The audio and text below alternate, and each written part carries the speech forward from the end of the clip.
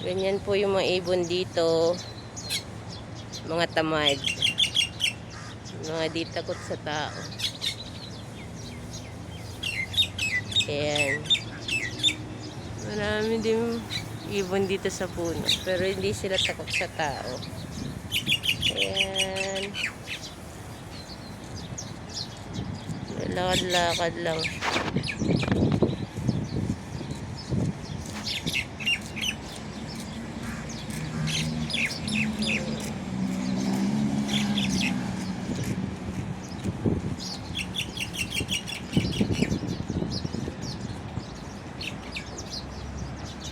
Kahit maraming dumadaan, wala siyang pakialam.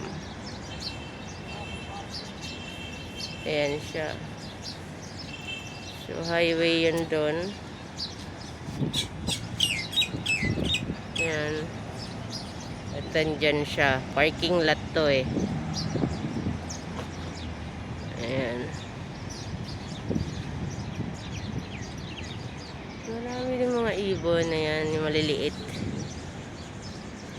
Pero kasi itong ibon na to sa Pinas, sa kagubatan siya nakatira.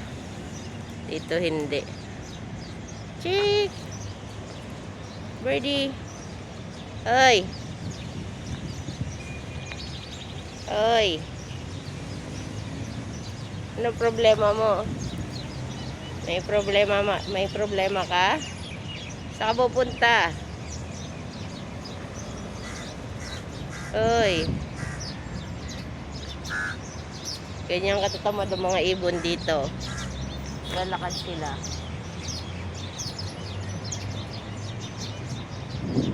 Bye!